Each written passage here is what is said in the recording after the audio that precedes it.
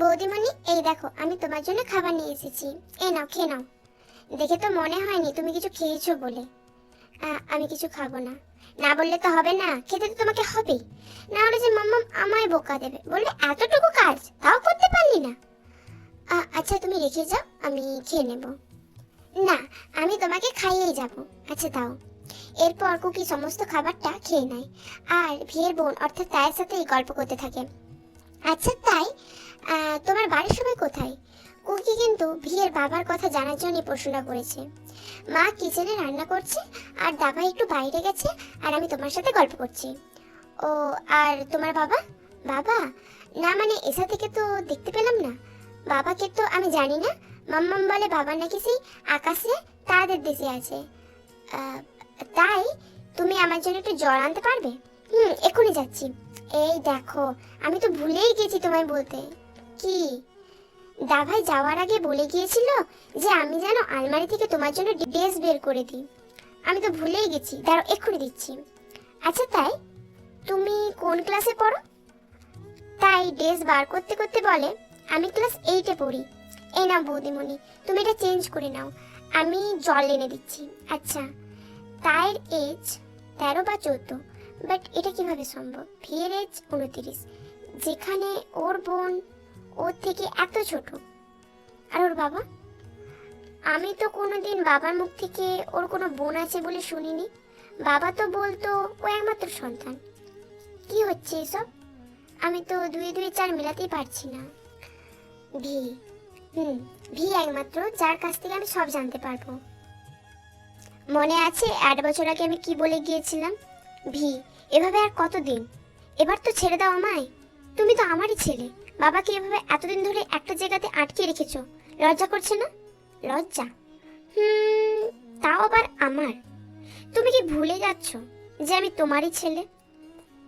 আর ছেড়ে দেওয়ার কথা বলছো? হ্যাঁ, ছেড়ে দেব, আজকেই ছেড়ে দেব।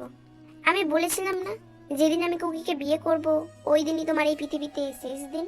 এই বলেই ভি লে জনসুকে কিছু বলতে না দিয়েই লে জনসুকের হাট বরাবর গুলি করে। তারপর ভি ওই রুম থেকে বের হয়ে পাশের রুমে যায়, যেখানে কাই আর যিশুকে ভিয়ের লোকেরা আটকে রেখেছে। ভি ওদেরকেও মেরে সোজা বাড়ি যায়। এসে দেখে তার শ্বশুর মশাই অর্থাৎ আরএম সোফাতে বসে আয়ু অর্থাৎ ভিয়ের মায়ের সাথে গল্প করছে। ভিকে দেখে আরএম ভিয়ের কাছে এসে বলে, এতদিন তোমাকে ভুল ভাবার জন্য সরি। তার মানে আমি সব জেনে গেছি। বাই দ্য ওয়ে, একটা রাক্ষসকে হত্যা করে এসে আগে নিজেকে শুদ্ধ করতে হয়, তারপর অন্য কিছু। আঙ্কেল, আঙ্কেল লাগি আমি তোমার? বাবা বলো, বাবা।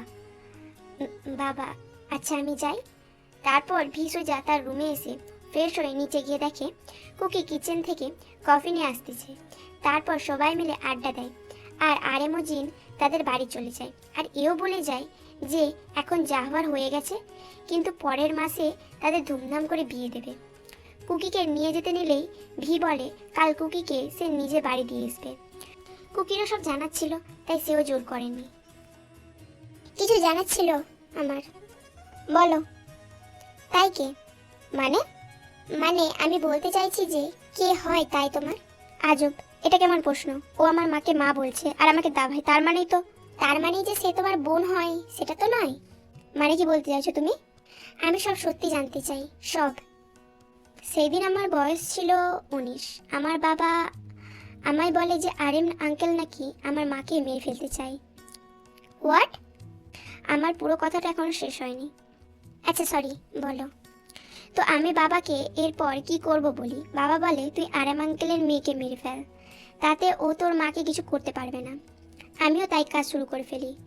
তোমার কাছে যাই তোমাকে মারতে, তখনই তোমার ওই চোখের মায়ায় পড়ি আমি। তারপরে আমি আরএম আঙ্কেলের সাথে কথা বলি।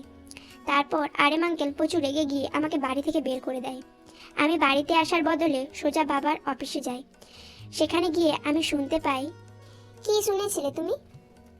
বাবা একজনকে বলছে যে দেখ, আমি আমার ছেলেকে কুকিকে মারতে পাঠিয়ে দিয়েছি। আই এম শিওর কুকি হয়তো এতক্ষণে মরে গেছে।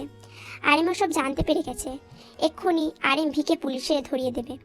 আর আমি এই সুযোগেই ভিকে আরএমের নামে যাই তাই বুঝিয়ে ওকে মাফিয়া জগতে নিয়ে আসবো। একবার ওকে মাফিয়া জগতে আনতে পারলেই ও আর এখান থেকে বেরোতে পারবে না। আর আমরা ওকে আমাদের ঢাল হিসেবে ব্যবহার করব।